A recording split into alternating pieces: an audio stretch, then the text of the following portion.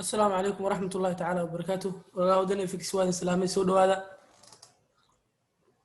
halkan insha Allah waxaan ku duubeynaa 10 yar kaasoo aad u qiimo badan.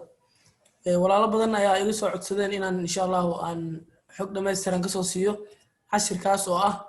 sida daily goals loo sameysto faa'iidooyinka uu leeyahay daily goalska. Waxaan joognaa groupkeena Telegram-ka ah. walaalaha ana kamid ahayn YouTube kana daawanay insha Allah ku soo biira si aad wax xog badan u heshaan iyo casharo badan. haddii aan isla tagno haddii daily goalskeena maalinkan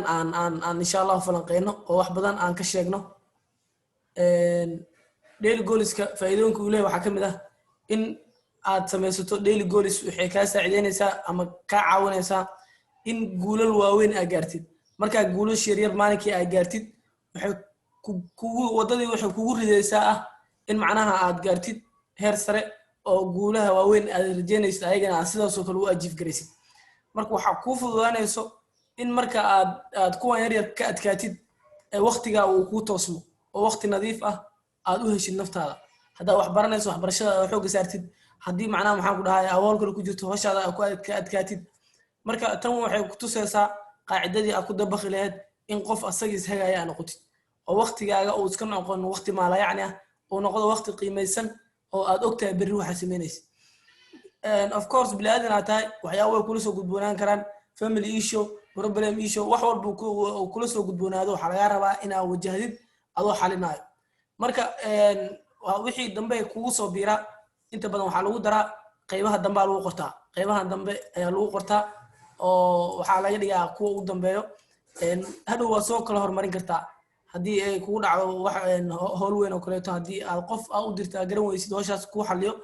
adaa xalisanayo waana ku darsanaysaa marka habeenkii aad meelahan aad sax saaraysid oo aad controleysid ayaad soo horumarin doontaa insha Allah. marka faa'iidooyin badan ayuu leeyahay. markaan bilaabo daily goals inaan qorto waxyaabo badan oo aan igu cuslaa ayaa ii fududaaday. waxaan leeyahay timetable maalin kaste inta badan shaqada waxaan soo galaa 3 saac oo subaxnimo, waa sida aad aragtaan 3 saac baan xafiiska imaadaa ilaa waxaan ka tagaa mararka qaar 4 saac oo habeenimo. marka ugu badan aan daawo 5 saac aan ka tagaa. intaasna xafiiska kelima joogi waxaan sameeyaa haddii aan daily goalskeena hore u galno qofku wuu qoranayaa saacad walba wuxuu qabanayo wuxuu ugu talagalay waxaasoo dhan ayuu sameynaya. haddii hore aan usii galno inta badan subax ani waxaan shaqada soo galaa 3 saac. 3 saac markaan soo galo 3 saac ilaa 3 saac iyo bar waxaan akhriyaa quraan. kitaabka quraanka aan qaataa xafiisku yaala ma sha Allah halkaydu juz labada juz inta ka gaari karaan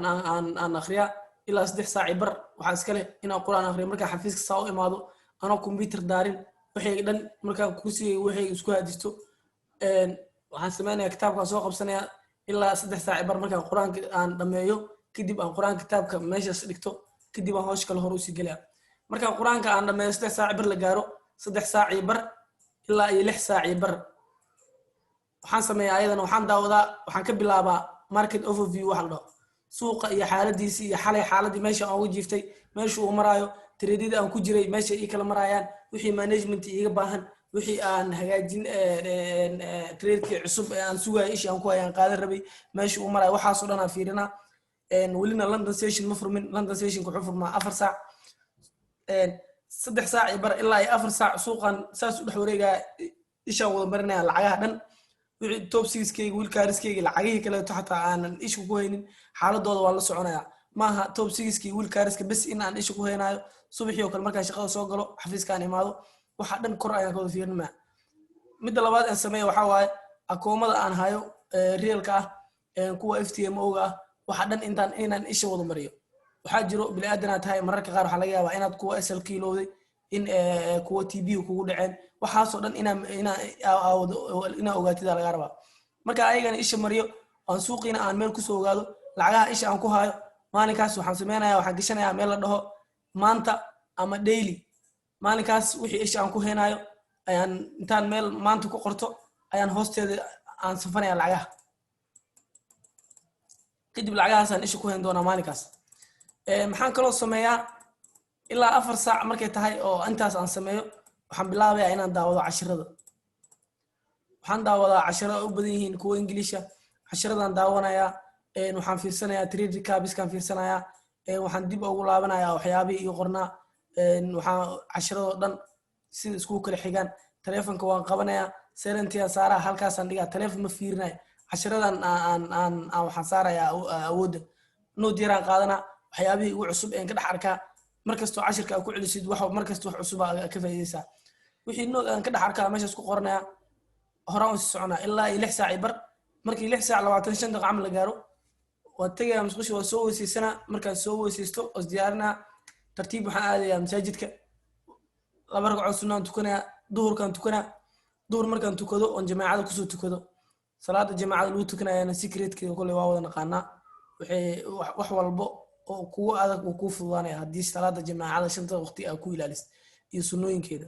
isku daya qofkii salaada ay ku adag tahay nolosha way ku adkaanaysaa isku day salaada inaad ku dadaashid oo waqtigeeda aad ku tukatid markaan jamaacada soo tukado oo 2 ragcadood sunnada aan soo tukado oo soo laabanaya xafiiska imaanaya 7 saac ilaa 8 saac maalinba waxbaan sameeyaa maalinkan oo kale waxay ahayd maalin axada waxaan lahayn weekly forecasting waxaan soo galanay zoomkeeni isbuuclaha ahaa saad la wada socotaan waxaan soo galanay maalinka hadda ahayd 7 saac ilaa 8 saac aan ku jirnay wuxuu ugu qaatay ilaa 8 saac 10 camal 8 saac 10 kadib maalmaha qaar waxaan sameeyaa 7 saac ilaa 8 saac waxaan sameeyaa backtesting maalinba waxaan qabsadaa hal beer halkaas beer aan backtesting ku sameeyaa trade badan ka qaataa waan nood garayaa waxaa jiro nooshinki meel ay ku qorneed backtesting oo lagu nood macnaha lagu keedsado saa wax u backtest garaysay inta trade TB kugu dhacday inta SL kaaga dhacday inta break even ay qaadatay waxaasoo dhan waxay ka saacideynayaan inuu trade kaaga tago next level markaad tagtid mar walba constant inaad noqoto marka ka dambeyso kusii fududaanaysaa maalmo qaarna saasaan sameeyaa inta badan laakiin backtestingka 7 saac ilaa 8 saac sameeyaa markii axad tahayna waxaan sameeyaa forecastinga hadda mar qaar aan soo hormariyaa oo aan 5 saac markaas keenaa marka waxay ku xiran tahay xaaladeeda maalinkaas iyo waxyaabaha aan rabo inaan qabto habeenkii aan sii qorsheeyaa mid gal daily target kama wax marka aad sameynaysaa qornaysid waa brito kaleeto marka aad sameynaysid habeenkaada sii qornaysaa waxaa jirto maskaxdeena qayb kamid oo la dhaho subconscious qaybtaas oo aan seexanin taas oo ku sii alceliso wixii bari aan qaban lahayd marka maskaxda marka u sheegtay inaad bari hawshan qabanaysid inaad maalinkaas xitaa qabato ku fududaanaysaa waayo maxaa yeelay markastoo wixii maskaxda ku celceliso wuxuu noqonayaa wax maskaxda ka dhaadhacay berito hawshan inaad tartiib si u kala horeysa aad qabatid ay ku fududaanayso 8 saac haddii la gaaro howl walba haddaan hayo waan dhigaa waxaan sameeyaa waa naftaan siiya ilaan computer maanta dhan kor fadhida indhaha ku haysaa indhaha way ku xanuunayaan haddii maanta dhan computer kor fadhid waxay u baahan yihiin nasiino maskaxda sidoo kale waxay rabtaa nasiino inay yara seexato 8 saac ilaa 9 saac iyo bar waan jiifaa taleefanka silent-iga iska saaraa toos aan u seexdaa xafiiskayga wuxuu leeyahay qayb jiif qaybteeda jiifka aan iska seexdaa waxaan ku dhahaa ilaa 9 saac bar markaan soo kaco salaada isku diyaariyaa waan soo tukanayaa casarka waan soo laabanaa kadib xafiiskayga computerka ku fadhiisanayaa waxaan sameynayaa 10 saac ilaa 11 saac waxaan akhrinayaa buug la dhaho Eat That Frog waxaan filayaa buugga inaad taqaanaan almost hadda waan gabagabeeyey chapterkii ugu dambeeyey berita aan jeclahay inaan akhriyo hadduu ilaah yiraahdo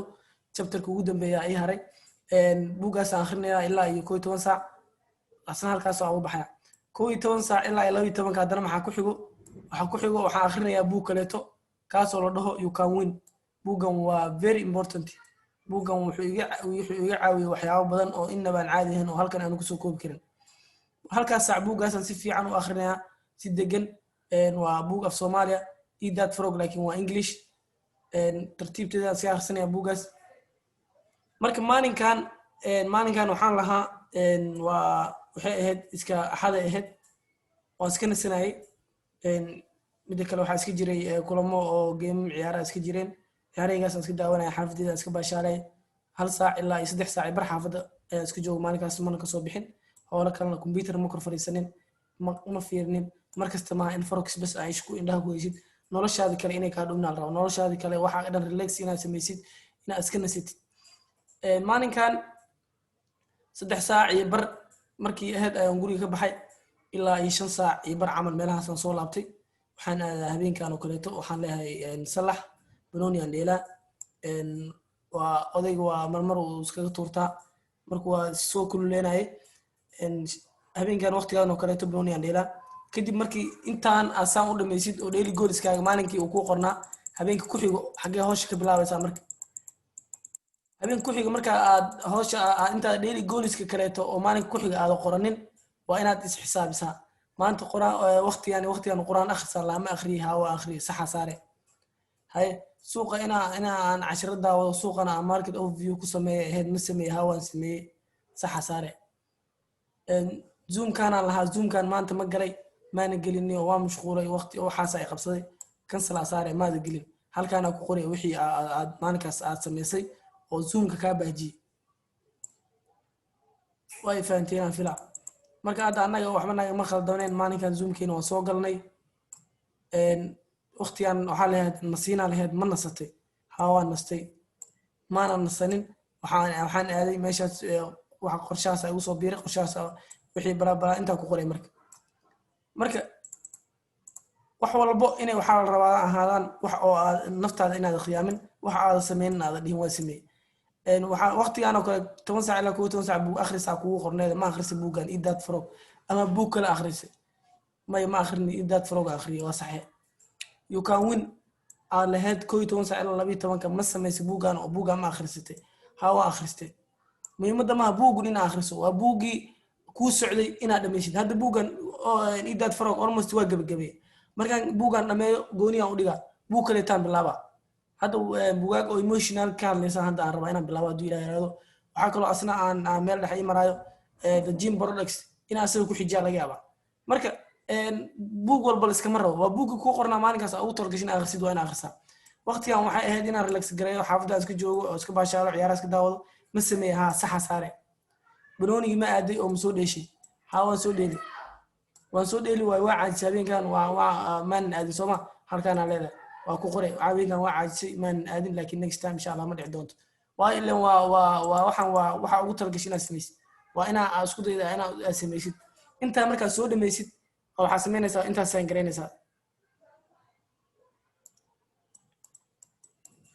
saan gareynaysaa maalinkaas